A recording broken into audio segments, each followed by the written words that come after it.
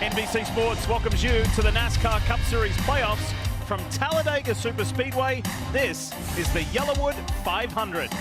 This is Talladega. This is the YellaWood 500. Let's go!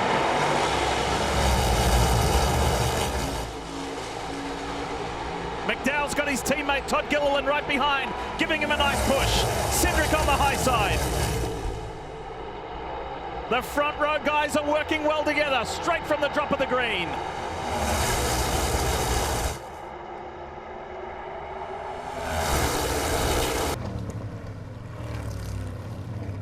Off to a fast flying start in the YellaWood 500. However, we have come to a slower pace. The first caution of the day, and it involves Trackhouse Racing's Daniel Suarez, the driver who had to serve a penalty, do a pass through, and then the pack caught him, Jeff. He did, Pat. He did. The pack caught him, and instead of just going to the top or the bottom, he decided to try to go to the middle. He was trying to catch the pack so that he didn't lose it, so he didn't get lapped again. But watch right here. Everybody's getting by him. He tries to move up, and when he does, there's the 78 of BJ McLeod, and he ends up spinning himself out.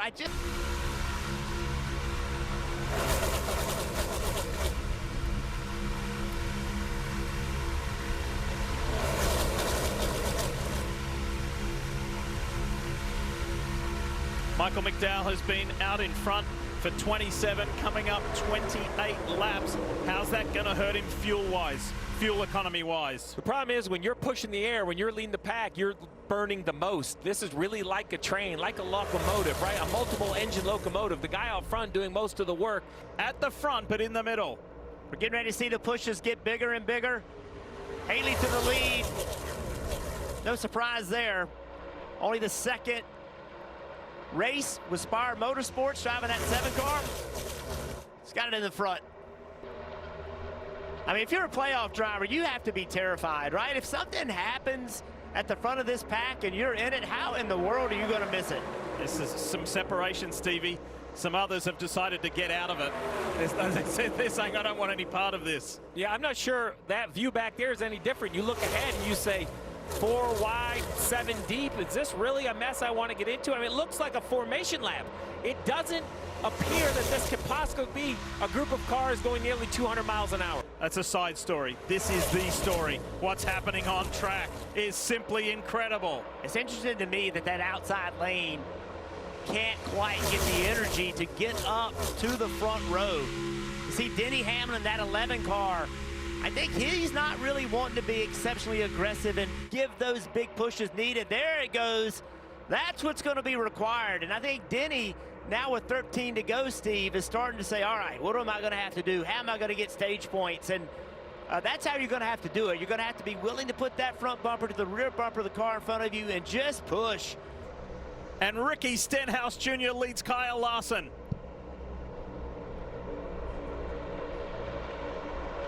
There are enough disruptors at the front of this pack, non-playoff drivers, I mean, in important positions to frustrate the playoff drivers. Watch that outside line. Chris Buescher getting the push from Tyler Reddick, who won here in the spring. Remember where that start finish is, way past the tri-oval. Here they come. Final lap, stage 1. Chris Buescher gets a little breakaway from the pack, gets ahead of Ricky Stenhouse, and Chris Buescher will win stage 1 here at Talladega. Welcome back to Talladega. Lee Diffie, Jeff Burton, Steve Letarte with you, and it's Shane Van Gisbergen. The 35-year-old New Zealander leads the way in just his 4th race on this track. He's done 2 Xfinity races. They're running mid-49 second laps, so the pace is picked way up right here. Who's that up the top there? Is that JJ Yaley in the 44, I think, as they sweep by. JJ stays high and lets the pack by. Nice job by the 44. We've seen issues with this. JJ doing a great job. Austin Cindric, Ryan Blaney, Chase Elliott, Shane Van Gisbergen. That's the top 4 here at Talladega. Maybe a reminder there for Shane Van Gisbergen. Go easy on the 9 in the corners. Be careful, you don't want to affect a fellow Chevrolet driver who is a playoff driver. And look at that Lucas Chevy for RCR and Kyle Busch. It's been strong again, which has been the storyline post the Olympic break. Here comes the pack into the tri-oval. Who's going to grab the points? Logano pulls out of the line. He's going for it. So too is Larson. Here comes Joey Logano with a big stomp. Boom! Ryan Blaney at the end of stage 2. Ross Chastain as well. And as always, we thank the AMR safety team for their swift, speedy response and the care of the drivers. Watch the 12 in the middle. What happens? Did he get pushed by Bowman? Right at the end of stage 2. He tucks in behind Gilliland. AJ Allmendinger on the inside of Logano and forced him up a lane. Back to the middle with Gilliland behind.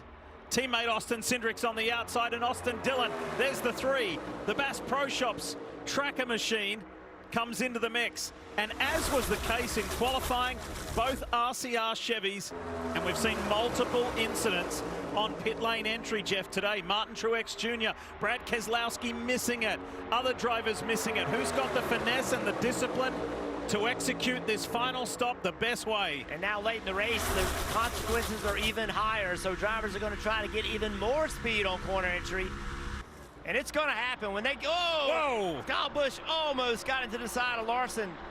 So now the chase is on. They're going to have big forward momentum coming to these Fords now. McDowell's coming in. That's the yellow car on the low line there. Slowing.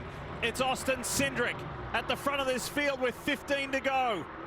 This late in the race is no need in playing games with this. This is what happened to AJ Allmendinger earlier. And look at that. Look at the speed of the pack. Here we go. Cindric's gone. So too is Logano. Harrison Burton's in there. LaJoy. The whole field. My goodness. Something stacked everybody up on the front 2 rows. Something happened to slow them down. Look at this mess. With 5 to go, we got this far. Logano's in it. There's a car. Here it is. We were looking at the back of the pack. I knew something happened at the front to get everybody stacked up. Watch the bottom row. Right there. The 2 got so far out in front of the 6, and then with all the pushing and shoving, when he got to the 2 car, he was going so fast. Right here. Boom! And around he goes. He got there, and he was also kind of moving from right to left. He wasn't, you know. So we're getting ready to finish off the day. We're going into overtime, as Steve mentioned. 28 cars involved in the accident that has caused the race to go into overtime, and this most recent caution. That's the biggest in history as far as the amount of cars in the, air quotes, big one. Van Gisbergen goes really wide and high. White flag out. Next flag will end the race. Kyle Busch to the outside. Overtime presented by Credit One Bank. Who's got the magic in these final 2.5 miles? Busch is out of it. He's been sent back. Stenhouse in the green and white machine. William Byron, Brad Keselowski, and Kyle Larson in the 5. We've had some dramatic finishes this year, and it's got that feeling about it again. Keselowski got bounced out of the playoffs at the last round. The built Submarines car is in front, but for how much longer? Here comes Ricky Stenhouse Jr. through the tri-oval. Keselowski down low, Stenhouse high. Byron goes for it on the outside. Check out how close this was. Wow. 0.06 of a second. And that'll get Marty. The pride of Olive Branch, Mississippi. Hey race fans, thanks for watching our video. For all NASCAR on Fox News, content, and the best clips from Fox Sports, be sure to follow and subscribe to our channel.